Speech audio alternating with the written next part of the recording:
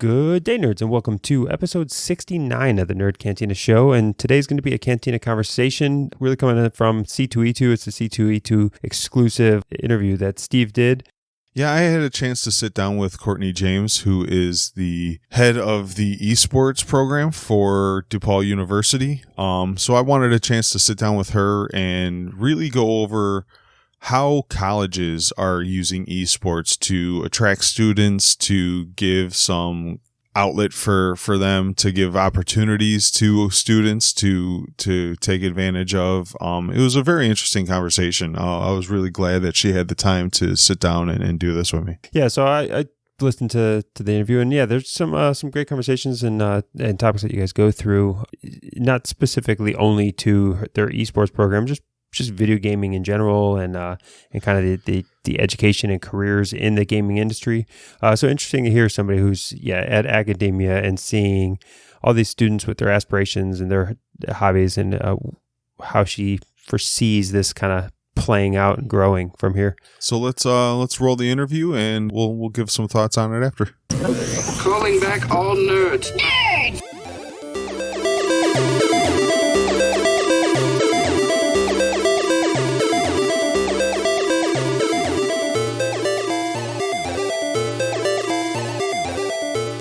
All right, welcome. I'm here with Courtney James from DePaul University. Thanks for coming on the show. And she's involved with DePaul University's esports program. So I'll let her introduce herself and explain what she does. Yeah, thanks, Steve. Like you said, Courtney James. I serve as the director for student involvement in esports. So I'm the lead staff administrator for DePaul's program. And our program really has four major components: our gaming center, our competitive teams, our student organizations, and then community outreach, which is why we're here at C2E2 this weekend. So we're connecting with people, talking a little bit about our program, and just giving people the chance to know what we're doing at DePaul. Okay, how long ago was the esports program at DePaul established? Yeah. So formally, our program was established in January 2018. Prior to that, we had a couple student organizations that existed, DFRAG and a couple others, our League of Legends group. But we really consider the start date to be that January 2018, because that was when a formal group at the university that included some academic deans, vice presidents, and others came together to figure out what were we going to do from a university level to really support esports. So from there, we opened our gaming center in 2018, and in about the year and a half, and about a year and a half after that, we went from having 3 student organizations to 15 affiliated with esports and gaming. So we've just really seen this boom happen since that formal acknowledgement of when our program was established. So when you say gaming center, where on the scale are we talking about? Are we talking the janitor's closet, or are we talking like the football program weight room kind of scale? Like where do the gamers fall into this realm right now as we speak? I think in terms of the size, we're probably talking about the size of a film room. Okay. Might be. So we're competing with the AV guys right now. At DePaul, it has a really phenomenal location. It's located on our concourse level. So the way that DePaul's downtown campus works, it's in our schools are in sky rises. So it's on the main concourse level. It's the first thing you see when you go down. It has full glass windows, full painted walls to go with DePaul's colors. We've got 12 Alienware PCs, DX Racer chairs, 4 TVs set up with consoles for PlayStation and Switch. So if it's a janitor's closet, it's a really, really fancy one. But our students really enjoy it. We get a ton of traffic. Actually, in our first year, we had over 1,200 students who used the space. And we have about 14,000 undergraduates, so right under 10% of our population is physically using the center. Now, is this something that people are walking through the concourse and when they see it, they're just kind of amazed because they didn't know it existed? Or is this something that people are kind of like expecting to be the norm on campus now? Like, do you find that esports is still kind of under the radar? Well, I think a lot of the people that are walking through and seeing it for the first time had no idea that these are starting to exist on college campuses. In my opinion, so I started as as a general higher education administrator, particularly in student activities. I think that esports is right now, and in 2020, what campus recreation facilities were in the 1990s. So in the 1990s, we saw this huge boom in people investing in their campus recreation centers. So places were starting to have lazy rivers and really fancy locker rooms and all of these things, because they weren't necessarily the decision maker for college students when they were looking at their campuses, but it was something that highly influenced what they were or where they were going to decide to go. So to me, that's what esports is right now. It's not for some places, I think particularly for like D3 schools that are offering scholarships, it might be the big hook. But for D1 schools, there's not a ton of, I think there's only a couple D1 schools that are currently offering scholarships, of which DePaul's a Division I school.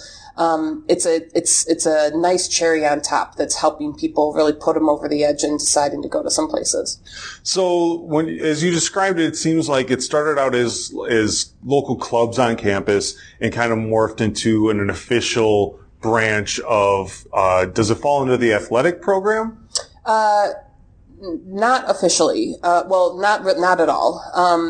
But we do have one dotted line to an athletic connection. So, our esports program is managed through my office, which is student involvement. So, I oversee much of the co-curricular or outside of the classroom experience. So, it falls in there. The reason I say that there's a dotted line is because we actually compete in the Big East, which is our traditional, athletic conference, in 2 games, in Rocket League and League of Legends. So the schools that participate in the Big East, like Villanova, who wins the national basketball championship, you guys have been having a good basketball year this year too. You can toot the horn. It's okay. It's okay. So that's the one. I think the one caveat to some sort of traditional athletic feel is really in our Big East engagement. So with that going from clubs to more of an official aspect, how seriously is it taken now as far as like practice time and scheduling and things like that? I know I played D3 college football. Mm-hmm. I was amazed when I got into college how much film time I had to be in, how much of that schedule of my daily schedule was taken up by the football program. Where are we at when it comes to esports? Do we have like coaches that are really keeping these kids on that type of schedule? Mm-hmm. So esports look more like club sports in a university than they do athletics. Okay. So, what I mean by that is they do have practice schedules. They have standards that each team creates, and our teams are managed by our student organization. So they get to establish what their varsity level is, their JV level, and then their casual play as well. So they do have, each team does have different practice requirements and different engagement standards that way. But then some of them do also hire coaches. So like our Overwatch team currently has a coach. Our Rocket League team has a coach. Some of them aren't there yet, but I know they're all striving to get there. Okay. So yes, they do have that figure who helps them watch game film and see what's going on, but also talks to them about how are you doing in the classroom. To really make sure that they can thrive in the game. Yeah, that was going to be my next question. So I know with athletics, a lot of it's tied to academic eligibility. Mm-hmm. So do all the esports have to meet a certain academic eligibility if they don't qualify for their GPA? Mm-hmm. Are they not allowed in the competitive realm? Or some of their leagues do have a minimum GPA requirement. Right now, I think a lot of what esports is trying to figure out is where are the standards, because there isn't an overarching organization like the NCAA or the NAIA. So a lot of the requests that I get are about are they enrolled or not. They just want to make sure that they're a student. I think though one of the things that's been most I think that there's this impression that students who game are spending all of their time gaming, so it's affecting them in the classroom negatively. And at DePaul, we found that that's not the case. The average GPA of a student not involved with esports is 3.2. The average GPA of our esports students is also 3.2. Yeah, I feel that this is one of those things that they were going to do it anyways. Yep. Mm-hmm. If you're an esport gamer, you were a gamer mm-hmm. before you got into esports. So whether I'm gaming for the school or I'm just in my dorm room gaming with my roommate, I think that time is pretty much going to be relatively the same. Oh yeah. Well, and so of our our 1,000+ gamers, only about 10% of them actually compete on competitive teams. So the other 900 play in like intramural style or casual play, and it's much less formal. But the feedback that we get from our students, we've surveyed them a lot and done a lot of different data collection. What we're hearing is they're doing this because one of the benefits of it is the sense of community that it's building. We just ran a survey that had two really interesting statistics come from it. So first, there was a nationwide survey run that suggested that 47% of students who are involved in esports and gaming aren't involved in anything else on campus. We ran that same survey at DePaul. We found that our number is actually 51%. So even higher than our national survey. So esports is all they're doing. So we followed it up with a question of which of these statements do you most closely relate to? And is it that you haven't found any friends through esports, that you've made some acquaintances but you're still working on friendships, that you have 1 to 2 friends that you regularly interact with, or you have a large group of friends that you now consider yourself to be friends with? 42% of our students have told us that they have their normal, regular group of friends that they now interact with because of esports. 21% are telling us it's 1 to 2. And then, the remaining third of that of them are still either working on friendships or haven't quite found them yet. But that's a really powerful story, so outside of, the gaming and the competitive side, esports is giving them this connection. And I think in a world that, we clearly have issues, nationwide issues surrounding mental health and loneliness, esports is combating all of that. And I don't think that we in this industry yet speak to the power that has. Because people need to feel accepted and welcomed, and esports is really doing that. We've done a few interviews with a couple of psychologists that focus in gaming. We've done a couple of news stories on our news segments regarding the same aspect that most people of my generation and above look at video gaming as antisocial. Mm-hmm. But really, if you look at the numbers and the way gaming is now currently, that it is actually a very socially interactive medium, that you're not just playing Mario smashing buttons in a room anymore. Mm-hmm. Most games are multimedia, totally interactive, whether the person's in the same room with you or across the world. Mm-hmm. We are still having that type of engagement. So the stigma around that lonely gamer in a dark room by himself wasting his life away really doesn't apply nowadays. I couldn't agree more. We in that same survey, one of the questions that we also asked was, who are you playing with? So when you physically come to the space, is it somebody remotely, or like what percentage of time? And 40% of the time, they're always playing with somebody who's in the gaming center, which I think that we'll only see that number increase as, I think they find more relationships and more friends. But people are looking for that. I think in a world that is so, dominated by social media, and then even in the gaming realm with like Discord as their main means of communication, there's a lot of value in in-person meetings. And even what we see, because we have a very active Discord. We have like over 700 people who are part of our DePaul Discord. But when they meet together for the first time, they'll say, "Oh, are you this person?" Like whatever mm-hmm. their tag is in Discord. But then they've then made a connection, and they know so much about them before they even go. But people still, human beings still need that in-person interaction. Well, and also after graduation, it's a great way to keep in touch with these people that you build these relationships with. I know myself, I talk to my closest friends more on a headset than I see them at our kids' birthday parties or at work or anything else. Like most of the communication I do with my closest friends are through an Xbox headset, So after they graduate, these are great ways to keep in contact with the friends you made on campus and keep those relationships strong mm-hmm. and whatnot. In the days of texting and things being very out of context and having no emotion to words, the fact that you can game and hear people's voices and inflection, I think is really important in keeping kind of like a human aspect to our communication skills. Yeah. Well, and Steve, I think you're getting into another really important skill set that gaming is developing, and it is that the online presence does have, and it's tied to careers later on. Even in my job, I mean, I work at a university, but because our campus is split between Lincoln Park and the Loop, so I do a lot of video calls, and I do a lot of phone calls, online communication. So I can foresee that there is going to, as we see this increase in Discord and everything else, we also have seen an increase in the workplace in using these type of mediums for communication.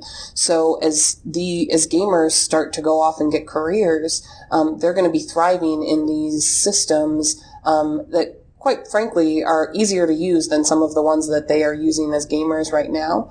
So I think that they're going to become more effective communicators. They'll become better problem solvers digitally, in whatever their chosen field is too. Well, and to kind of pivot on that point, college fraternities play a big role in future networking and things like that. Do you almost see the esports as kind of being not exactly a fraternity, but kind of that same fraternity mindset? You build these relationships, and then 5-10 years later, they could help you out in networking for jobs. And, well, I was on the esports team at this school. Well, I was on the esports team. What game did you play? And then it ends up evolving into, possibly getting you that job you wanted to land in the future. Well, and yes, I think that is the case. I also think it'll be interesting because I oversee fraternity and sorority life at DePaul as well. I think that sometimes with fraternities and sororities, sometimes there's like they have this mindset or a perception of what a chapter that isn't theirs was like at their school, and then they build a picture of how that person is based on their individual interaction. So let's say like I went to a university and I was part of the Zeta chapter, and I knew the Sigma chapter over here. I meet another Sigma. I'm going to think that Sigma is like the Sigma that I saw. Whereas in and that might not necessarily be true, but in video games, there's, I think, a different level of understanding and acceptance and like focus on individualism. Yeah, and it's focused on like a game and a concept. So I think that because at the baseline for all of those people, they're all gamers. So it'll be really curious. And I mean, there isn't a ton of overlap, particularly between fraternity and sorority life and FSI or in esports right now. Yeah, there's a very small mesh where those two bubbles collide. Yeah, but. So it'll be well. And I think even if you look at the gamers that who's gaming at DePaul, our top two majors that are using our gaming center are our College of Digital Media, which isn't surprising. I mean, we have a nationally ranked game design program, and then our College of Business. So those are also majors that eventually have high-paying jobs. So it's just a very different benefit as an alumni too. So to keep it on like the career aspect that we were talking about, do you see other curriculum heads maybe looking towards esport to branch off this? Because, video games have storyline writers, storyboard creators, so you need illustrators, it's not just coders that are involved in making video games. There's a lot of creative aspects. Do you see any of those branches of the colleges tending to maybe try to at least dive into that kind of aspect a little bit, maybe pick the brains of some gamers and focus on that? Or is it still just going to be poetry classes and read Beowulf on a weekend? Yeah.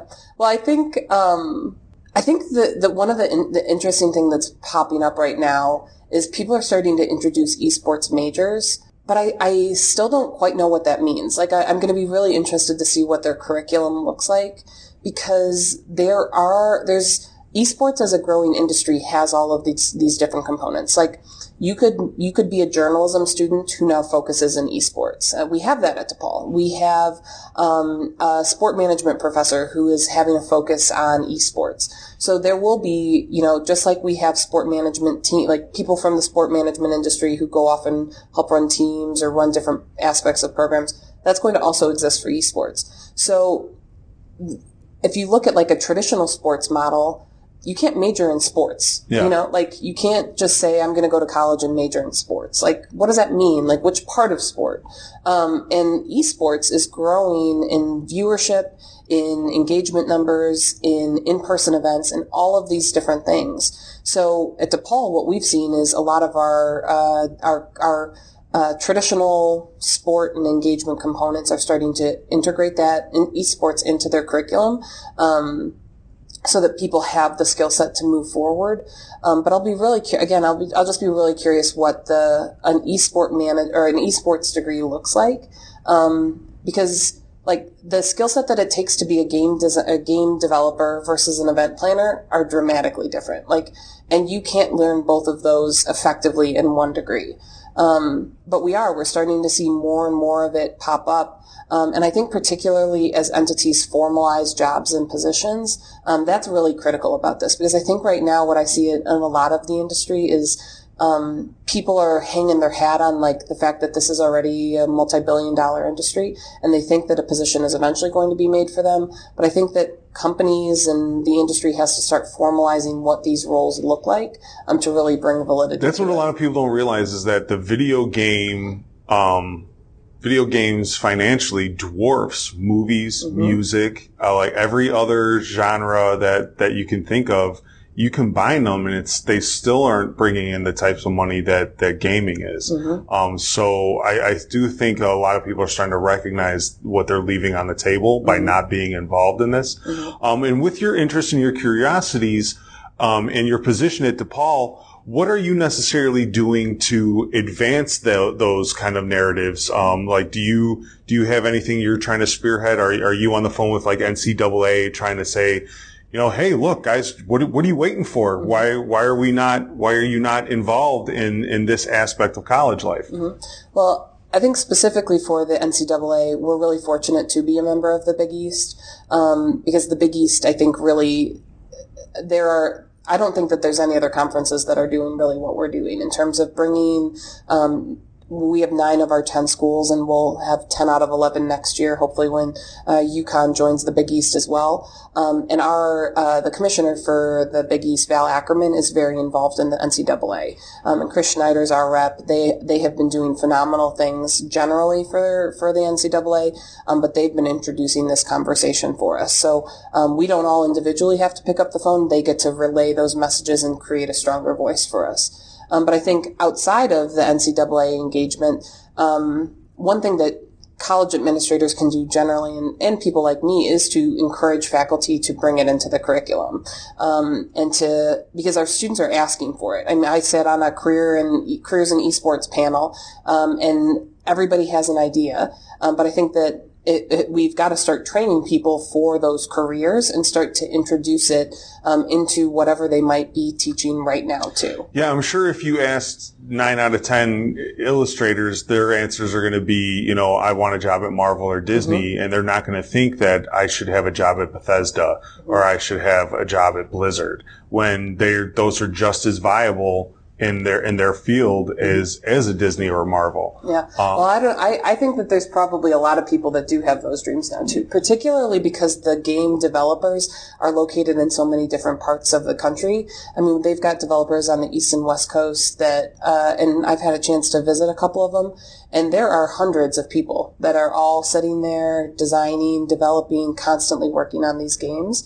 So I think particularly with the young people right now who are so intertwined in these, this is the thing that they turn to as well. So in addition to, you know, Disney, Marvel, all these DC that are popping up, I think that we're going to see more people who say, I want to work at Riot or I want to work at Blizzard, because they're like, I had a chance to tour Blizzard's campus this past summer. Really? Yeah, and it's phenomenal. I mean, it's jelly. Yeah, it's a really, really cool space. So, and I mean, it would be, and all of these companies are designing, I think, experiential places of work too. So I think we're going to start to see more and more of that. And so you mentioned that the Big East is kind of really expanding this. And what was the guy's name that you just mentioned? Val Ackerman's the commissioner. So is he really seeing the value in this and kind of like spearheading having the Big East kind of like be the first like official, college division that is trying to really, spearhead League of Legends tournaments and have, a kind of March Madness style of esports? Yeah, she definitely does. We have a biannual esports meeting that Val will typically attend. Chris Schneider is our direct point of contact.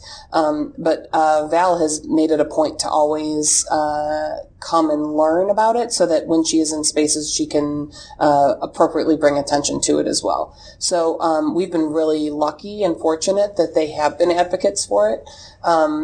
Because they're, I think, introducing conversations around esports in spaces that weren't necessarily there before.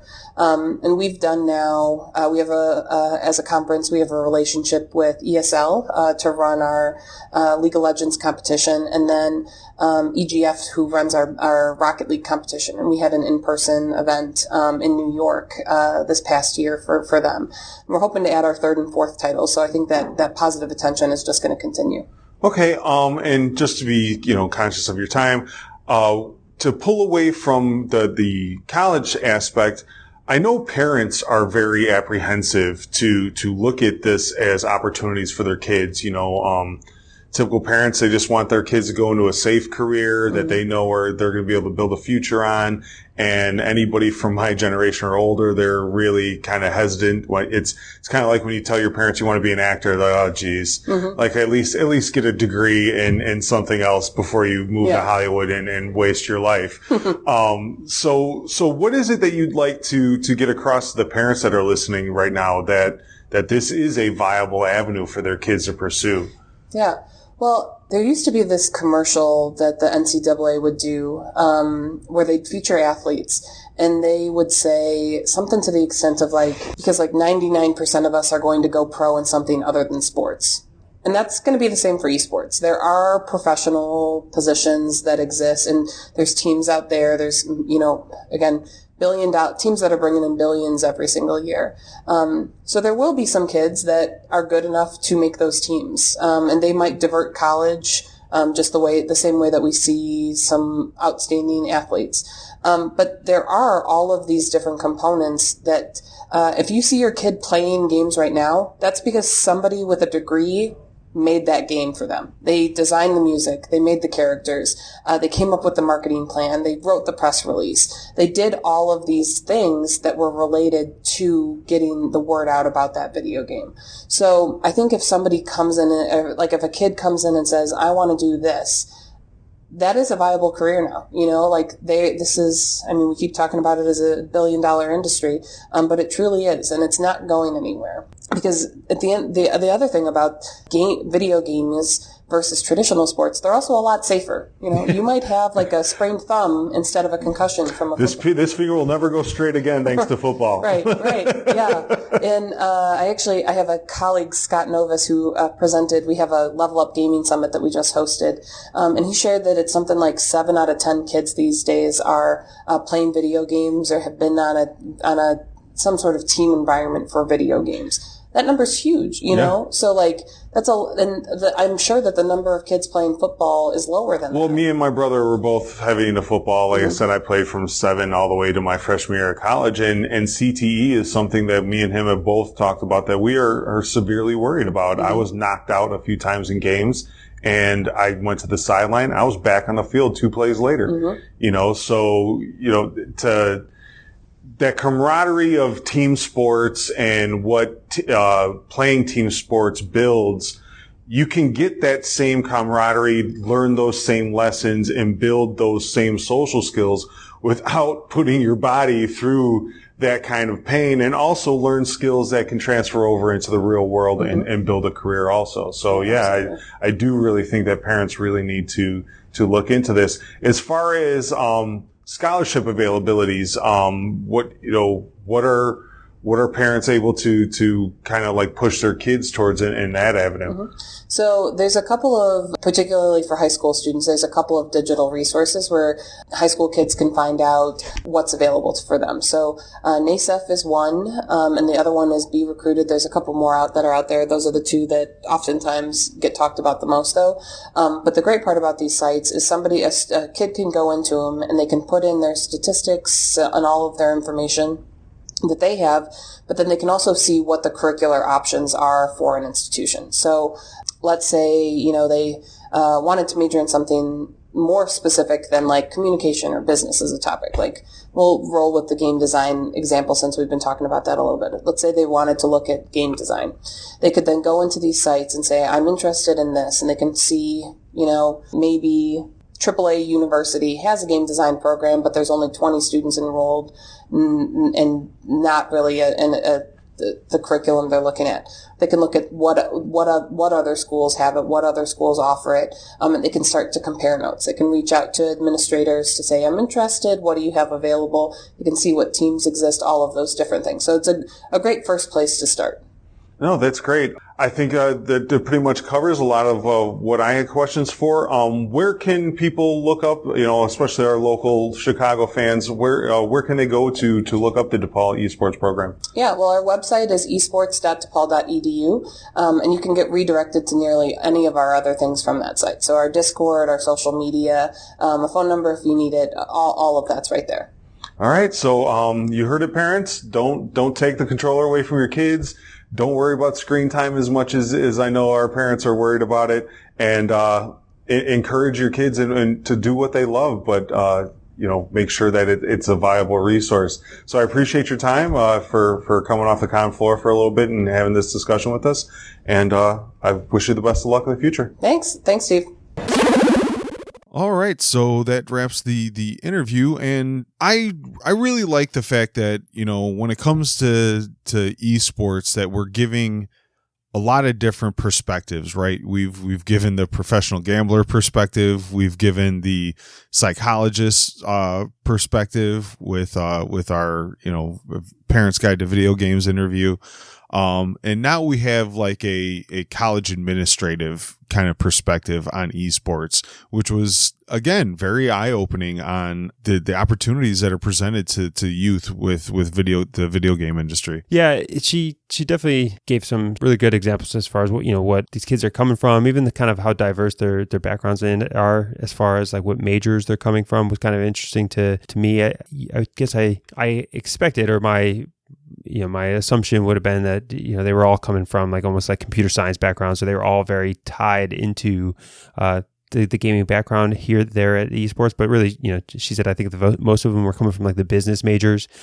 So definitely interesting to see that spread there. Well, and it was interesting to hear how quickly it's growing too. Initially they built the lab and it started off as like a club or like an intramural kind of sports, and now it's taking on its form of being competitive. So you have like the amateur sports kind of level of participation along with the intramural sports and club aspect of it. The fact that the Big East is taking this on is a huge advancement. This is a story I would like to follow to see the progression of it, so we can bring it to our audience and let them know how fast this is. We're both old as shit and got young kids, so I'm sure we have audience members that are old as shit with young kids, and this is good information to give them when their kids are talking about what they want to do with their lives. Yeah, I'm curious. I know you asked the questions about kind of the NCAA adoption, or whether they're going to be qualified as a legitimate sport, and currently they're not. And man, I find it really hard for the current makeup of the NCAA to ever allow it to happen, because you think that the current rules and structure of NCAA is, if these kids ended up being governed by NCAA, that means they can't have their own Twitch streams, right? They can't make money anymore. That makes them professionals. They can't. Well, we're seeing that change in the NCAA now with basketball and football changing that landscape. Well, it's still in its inception, which is also esports is still in its inception. So maybe these two things progress hand in hand.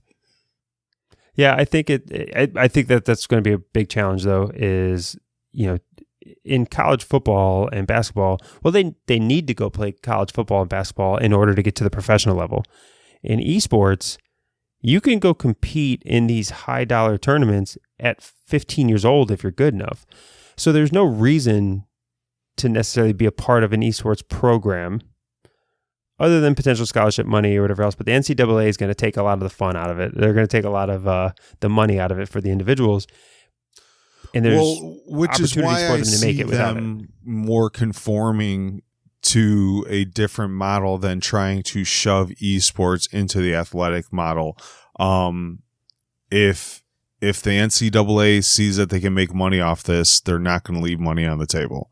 And if they will lose that opportunity by blocking Twitch streams and YouTube channels and things like that, then no one will join the esports teams and it'll never get off the ground. They're going to need these big name streamers and things like that to join into the NCAA for it to even succeed.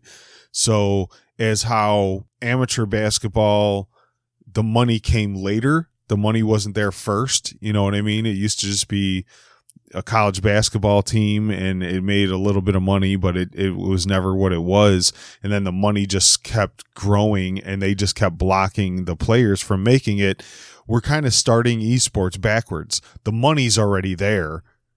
And now they need to figure out how to intertwine that into college athletics. So I think because this situation is reversed and it's not starting out as something that isn't monetary and it'll grow monetarily through the NCAA. I think because it's already established that the NCAA is going to, if they want this, they're going to really have to make concessions and figure it the fuck out. It's definitely a different model that they would have to go to. Like I said, I can't see the current NCAA adopting it.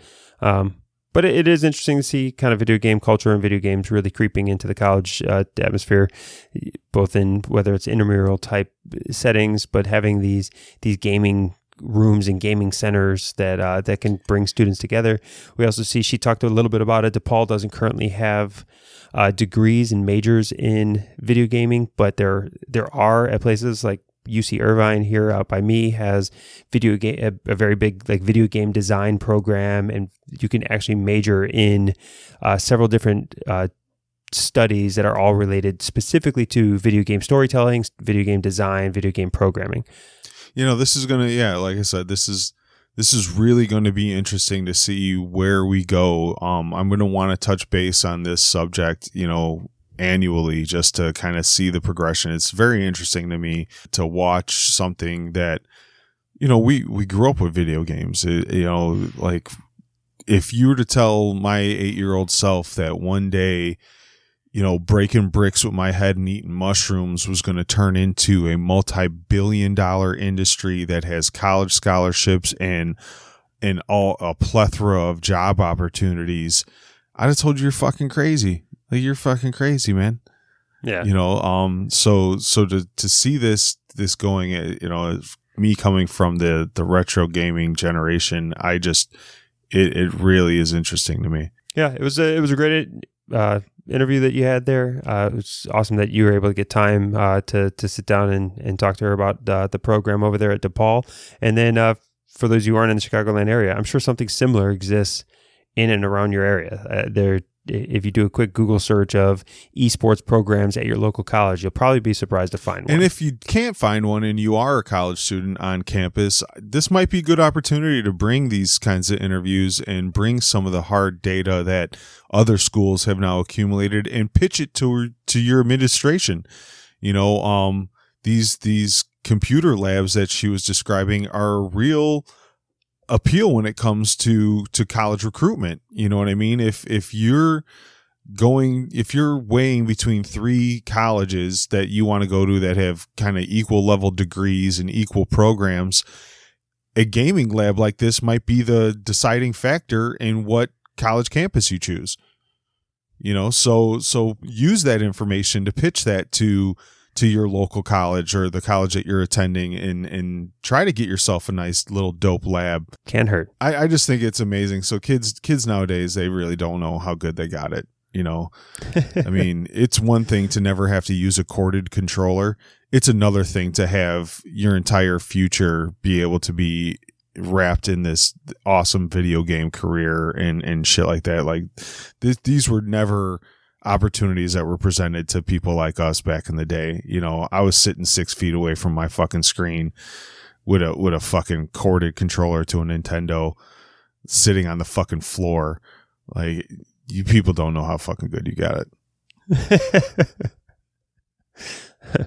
All right. I think that's it. This was the first of several C2E2 interviews that we will roll out. And thanks for listening to episode 69 of this Cantina Conversation here.